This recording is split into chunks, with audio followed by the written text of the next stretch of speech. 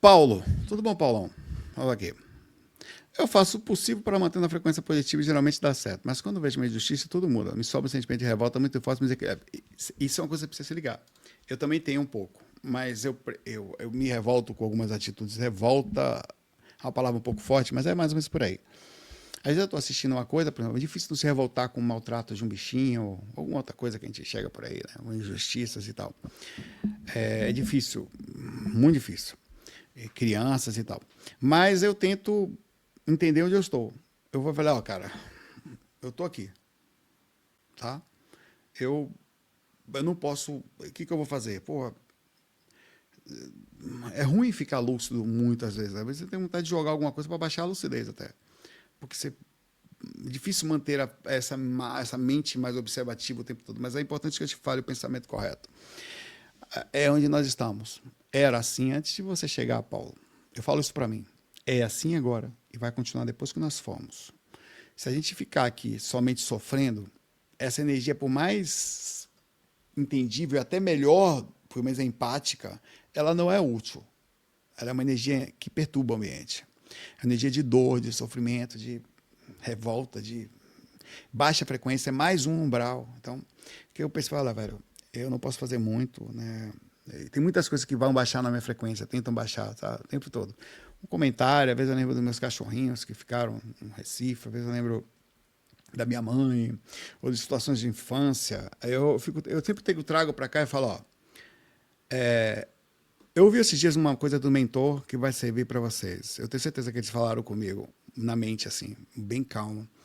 Eu tava assim, eu não sei, acho que eu falei isso para vocês até aqui. Aconteceu uma coisa muito interessante. Eu tava captando, velho, um negócio de meu, depois não posso falar, mas eu tava assim, porra, velho, olha que interessante, isso dá um tema único. Meu, meu, meu pai é o único representante, um dos últimos daquela época, cara. Cara, que época incrível, velho. Que mágica que era, né? Que sensação gostosa. Eu fechava os olhos assim, entrava nela assim. Aí eu voltava, eu começava a olhar, eu vivia o mundo, eu começava a olhar para meus pais, para o lugar onde a gente vivia. Aí eu abri os olhos assim e falei, porra, como é que pode uma pessoa, única representante, eu não tenho com quem conversar. Aí eu quietinho assim, velho, como você tá falando mesmo, cara, me viu tão forte, velho, tão incrível, fortemente, falou assim, o que você está sentindo não é ele que representa, é você que representa isso. A magia veio e continua no seu olhar. Talvez essas pessoas, elas não tendo essa magia, elas não conseguem nem sequer lembrar, ou para elas é insignificante. Você criou a magia do olhar. Ela não está lá. Ela está agora com você. Você é o representante que você está buscando. Cara, velho, eu fiz assim com o meu olho. Eu falei, como eu nunca pensei nisso? Não são eles, sou eu. Não porque eu sou melhor ou pior. Eu vejo as coisas de forma mágica. Sou eu que transformei o ambiente em incrível. Nunca foram eles. Aí, cara, eu me curei, velho. Eu tô me arrepiando falando isso aqui, velho. Tô me arrepiando o corpo inteiro, pra você ter ideia. Então, eu queria falar isso pra vocês, inclusive você. Quando nós fazemos energia estranha, ou quando qualquer, é você que faz ela. Assim como a magia de tudo que você lembra, cada detalhe da sua infância, dos momentos incríveis, nunca estiveram lá. É você que faz isso. Eu mudei minha vida para sempre com essa imagem. Uma coisa tão simples. É só um posicionamento de como se enxerga o mundo que eu passei a. Sabe o que aconteceu comigo? A sensação começou a ficar mais em mim. Eu projetava ela lá para trás como se não fosse minha, como se não fosse, não é só minha, ela estivesse lá atrás. Na hora que eu pensei isso, eu consegui fazer, eu senti ela quase que aqui comigo, e eu parei de. Então eu fui direto, eu falei, cara, eu consigo manter ela aqui. Eu comecei a sentir uns picos de tranquilidade, de magia, que eu não sei explicar isso. Então, muito interessante. Como um simples pensamento e posicionamento muda tudo. Sentir ansiedade e pânico no mercado ou shopping pode ter a ver com essa acessibilidade, sim. Pode ser, claro, também você pode ter pânico de ambiente, pode ter uma certa claustrofobia para ambientes fechados, uma certa agonia a gente. que são suficientes para dar uma certa pânico, entendeu? Você também tem questões de pessoas com algum grau de autismo, crianças, inclusive, que barulhos, excesso de luzes e muita informação, que elas sentem um certo pânico também, essa mistura de um monte de coisa junto, muitas, ela não consegue administrar isso, então ela entra em pânico, assim. Então, claro que você também precisa olhar outros pontos. Agora, é importante saber que o que nós estamos falando aqui agora normalmente vai causar a reação de gasto energético. Você vai entrar no ambiente e você vai começar a ficar com sono, você vai começar a ficar lento. Mesmo ambiente muito instigado, com muita informação, você começa a ficar muito cansado. E não estava assim, você tinha acabado de acordar, ou não era para estar desse jeito, não comeu, não é tarde da noite, está descansado. Então, assim, essa é a característica normal. Não quer dizer que não vai existir uma possibilidade de terem características onde vai reagir de forma psicológica, que é o seu caso, entendeu? A síndrome do pânico é uma reação psicológica, no caso, algum padrão de pânico, ou qualquer que seja, ao ambiente. Acontece algumas vezes assim, algumas coisas assim. Por exemplo, às vezes eu estava num lugar pesado, estava muito calor, então eu comecei a sentir uma certa agonia, porque eu tinha vontade de sair dali, eu não estava respirando direito, estava com vontade de arrancar a camisa fora. Então, assim, algumas coisas podem misturar com isso, causar uma certa agonia. Mas essa não é a sensação primária, tá?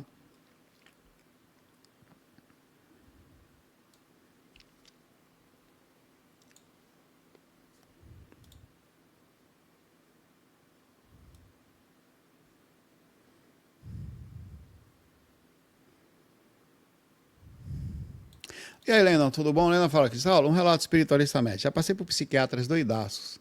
A única psiquiatra de aparência sóbria atendia com a porta aberta, debaixo do sol, plantas e par de branca. Olha, o psiquiatra, velho.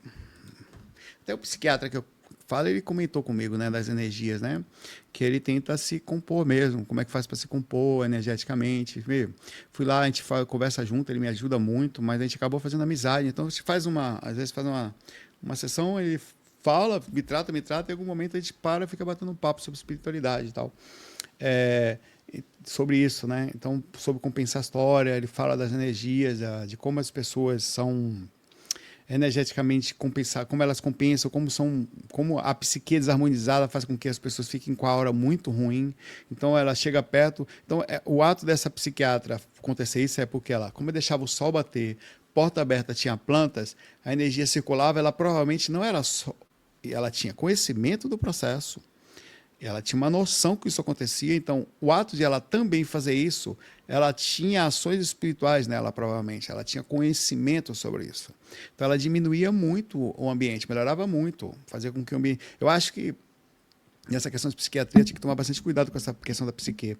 Porque pense, se existe energia, ela acumula, você tem que ter um espaço e tempo entre um paciente e outro, tanto para o ambiente se recuperar como para você se recuperar. Eu acho que o correto seria um ambiente sério. Dá até para desenhar. Um hangar maior, que tenha uma coisa gostosa, onde a pessoa conseguisse andar pelo local meio aberto, tivesse uma parte aberta, com um quintal, você conseguisse ficar sentado onde a pessoa se movimentava à vontade, tinha ar aberto, tá? Algumas coisas assim, ela conseguisse nisso. Entre um paciente e outro, você dá um espaço para você se recuperar, para você falar com seus mentores, limpar suas energias, não só para fazer anotações. Sei que isso é difícil quando você trabalha no SUS, é um atrás do outro, assim, às vezes você tem 15. No SUS, na atenção ali secundária, quando é especialização, no caso da psiquiatria, você tem um pouquinho mais de tempo. Mas normalmente são salinhas fechadas, as pessoas não têm noção disso. Elas só sabem que isso pode dar problema de vírus e bactérias, mas não o habitat energético. Então você deveria ter um espaço para você e um espaço para o ambiente, para você se recuperar. Aí você pegava o ambiente, dava uma limpada, circulava, falava com os mentores, falava, vou dar uma limpada no ambiente aqui agora. Levantava, movimentava um pouquinho, anotava o que precisava. Próximo, seu João. Aí, seu João, entra aí. Quiser ficar em pé, seu João, andar. Tá? Se quiser pegar aqui, tem umas pedrinhas para você ficar, coisas para você mexer. O seu João fica assim, mexendo alguma coisa, movimentando pelo ambiente e tal. Aí você vai conversar com a pessoa vai se sentir bem ali. Então, eu acho que faz muito sentido isso. Acho que deveria ser em todos os lugares. Né? Então, você vai tratar psique, velho. Você vai ver comportamento. A pessoa está ali sentada acuada na frente de um médico, a síndrome do jaleco, uma pessoa que vai lhe analisar, um psiquiatra, tal. Talvez você tenha que deixar a pessoa mais confortável possível, talvez seja uma boa estratégia. Além do ambiente. Passo mal em hospitais, se ficar fazendo barulho energético o tempo todo, trabalho energético. Já visitou o hospital do plano astral? Olha, hospital é uma coisa diferente, depende de que hospital. O ambiente muda muito de um para o outro. A arquitetura do hospital, a forma como ele é feita, se tem janela, se não tem, se tem uma área aberta, se não tem. Tem aqueles hospitais que, da rede pública, que é o que tem, o cara alugou um prédio ou construiu aquele prédio, ele é feito daquele jeito, é um lugar vertical, cheio de corredores e gente internada. Aí você acaba não tendo uma recuperação de ambiente. Então o ambiente acaba ficando mais pesado, por quê? Vamos lá. Vamos falar os prós e contras dos hospitais que davam um tema sozinho, tá? Hospital. Hospital, ninguém quer ir, mas nós vamos, por motivos diversos. Vai ter filho, vai não sei o quê, vai para lá, vai estar mal, o cara entra, enfim. É um ambiente em que a pessoa vai para lá normalmente num estado de vulnerabilidade, ela está para baixo. Então existe uma certa proteção contra encosto. Você passa, seu encosto fica na porta, ele não entra. Normalmente não, a não ser que o processo é muito pesado. Existe assédio dentro do processo que são feitos trabalhos em dimensões específicas. Mas quando você entra, a frequência sobe um pouquinho. Isso já é dificultação de espíritos a não conseguir acessar você quando você entra no hospital. Isso é feito proposital. Porém, existem outros fatores. As pessoas entram. E pessoa também é espírito. Entendeu? O fato de não ter deixado o espírito entrar não quer dizer que a média do que uma pessoa sente dentro do hospital é muito pior do que uma média que ela sente em casa, o que ela sente num bar, o que ela sente estudando. Ali ela sente tristeza, agonia, quer ir embora, meu parente está ali, minha mãe morreu, não sei o quê, foi para não sei aonde. Cada hora que como é que foi a cirurgia, é uma coisa meio tensa. Mesmo o espírito não entrando. Essa sensação, ela dá o estado psicológico que nós vivemos. O hospital, ele tende a ser, no sentido espiritual, mais leve, a média. Ele é mais pesado no sentido psicológico dos seres que conseguem entrar nele. Então, você tem que verificar se não tem uma questão traumática ou se você se conecta muito a impressões visuais. Caso uma pessoa deitada, você, poxa, cara, é muito pesado. Pessoas, ou você sofre muito porque você teve pessoas, não é um ambiente legal para ir, porque aí você fica tenso, né? Mas a sensação de quem trabalha no hospital é de fora o ambiente, quando não é muito legal, porque a galera da área de saúde às vezes é complicada também, velho. Aliás, é uma proporção interessante. Enfermeiro, às vezes não se dá bem com o fisioterapeuta, não se dá bem com o técnico de enfermática, não se dá bem com o médico, que é não sei o que tal, e é uma maringa, assim. Quando você tem uma equipe mais tranquila, que nem uma loja que você entra, que você vê as pessoas sorrindo, você fala, cara, às vezes eu já elogiei. Entro na loja e falo, nossa, velho, eu tô vendo vocês sorrindo aqui, todo mundo brincando, dá uma sensação de que vocês, não, aqui a gente vive em paz. Mas você chega em lugares que estão todo mundo de cara fechada, em que o ambiente já pesa, então é muito tenso, além dos pacientes estarem sofridos, além da situação dos acompanhantes não estarem bem, os trabalhadores não estão bem.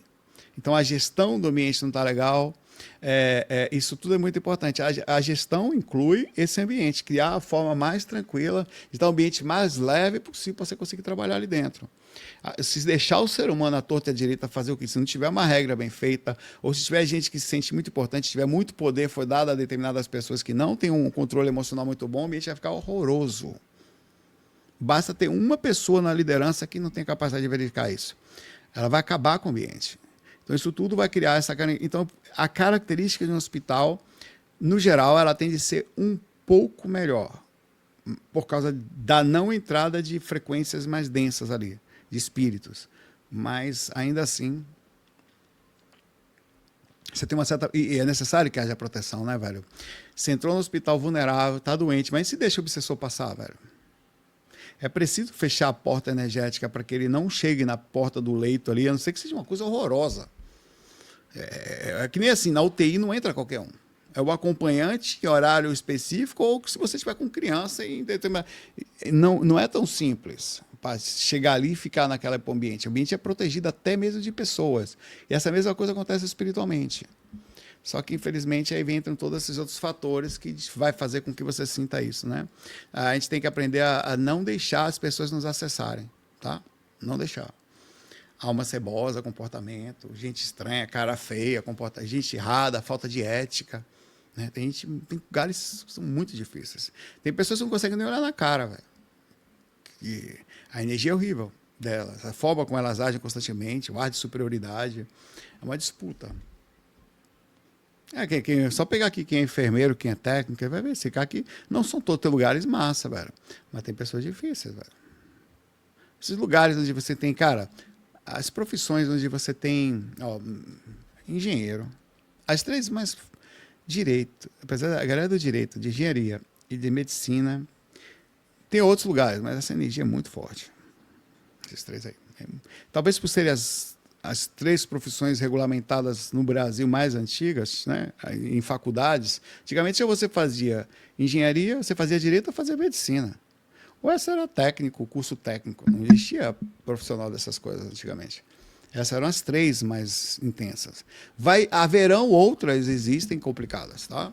Aí terão também. Mas isso aí...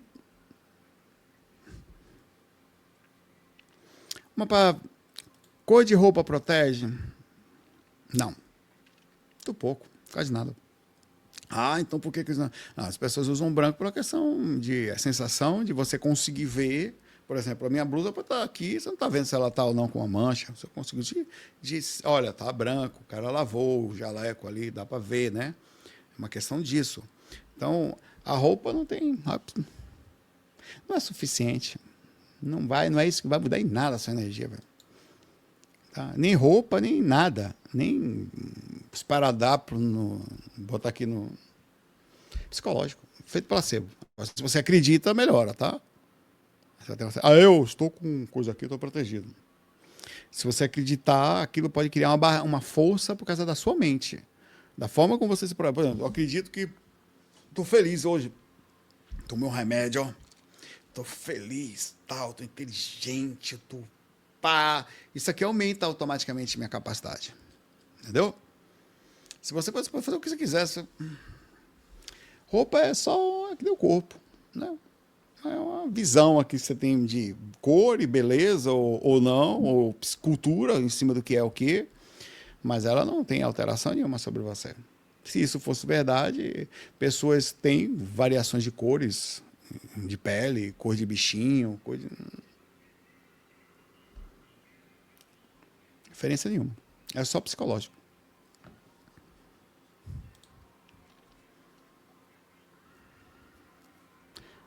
Mas aí é uma outra coisa, André. Se tiver coisas ruins na roupa, aí qualquer coisa. Se tiver uma coisa ruim dentro de um apartamento, se tiver uma coisa ruim dentro do seu violão, você tá com, sei lá, cupim, aí é uma outra coisa. Entendeu? O símbolo, ele tem... vamos usar o símbolo. O símbolo é um processo interessante. O símbolo, ele tem uma certa, entre aspas, ação. Mas ele é a mesma coisa de, por exemplo, aqui tem um cristal. Isso aqui consegue limpar se estiver depressivo mesmo. Podia ser o tamanho da casa. É mal? Tem que fazer, velho. Pode dormir dentro do cristal que não vai fazer nada. Saulo não sei o que, se tivesse uma coisa ruim, tipo uma obsidiana pesada, que limpa, mas até certo ponto tem outro lado, ia fazer alguma diferença? Para você, mínima. O que mais muda, isso aqui, cara, dentro da minha casa, aqui na sala, deve ter, assim, enquanto eu saio, ele fica transmutando ali, deve transmutar uns 2, 3% do ambiente, entendeu? Na hora que eu chego, eu anulo, total. É bom ter. Sabe qual é a maior força disso? Psicológico. É o poder psicológico. Psicológico é tudo, né? Se você acredita que está funcionando, funciona. Você se cura, né? A mente é incrível. Mas o psicológico é o quê? Você coloca na cabeça que vai ficar bom, vai ficar positivo, que a energia vai ficar legal e ela fica. Por que ficou? Foi o cristal? Não, foi você. Mas ele funciona como um amuleto? Sim. Sim. Eu sozinho não tenho poder. Deveria, mas eu não tenho. O poder mental de fazer as coisas acontecerem. Não tenho. Eu prefiro, eu sei que é funcional, ter uma coisa do meu lado e falar, não, velho, isso aqui é meu cristalzinho, sabe? Melhor, aí ele dá mais força ainda. Mas lembra que o efeito placebo não é mentira, tá? Ele é sua força mental e espiritual. Isso não tem nada. Isso é muito espiritual. As pessoas pensam, nossa, Saulo, isso é porque existe uma coisa que a gente acreditar por acreditar. Cara, é muito mais forte, você é incrível. Então, mas na dúvida, coloque uma coisinha no seu pescoço. Coloca uma pedrinha de selenita, deixa aqui. De vez em quando você vai pegar ela aqui e fala, não, dá uma limpada aqui nas energias. Acredite fortemente nisso. Ela vai brilhar até a sua mão quando você for fazer isso. E vai funcionar. Então, pô, por que não? Eu quero nem saber a origem. Se funcionou, tá bom. É lá, o cara precisa de uma vela, ou de uma coisa, ou de baixar a cabeça. É uma questão de respeito. Você pode ficar quietinho, que você fala com Deus. Mas se você faz assim, cara, você dá uma sensação de humildade. Essa sensação, ela conecta mais forte. Parece que... E tem a questão simbólica também, né? Um símbolo, cara. Então tem uma força. Faz. Sempre é bom fazer. Não tem problema nenhum. É bom. É. Agora, ela tem, assim, a química é uma coisa real. Isso aqui não é só efeito placebo. Isso é químico. Entendeu? Tem algumas coisas, mas vê, algumas coisas de verdade que elas têm força. Elas, né, um sal, ele é forte para limpar as coisas. Ele realmente queima um padrão de energia X e queima. Ele consegue chegar ali e tirar. O sal é incrível. Então tem algumas coisas que são fortes mesmo. Elas são, até porque são químicas. Elas têm poder químico de fazer algumas coisas.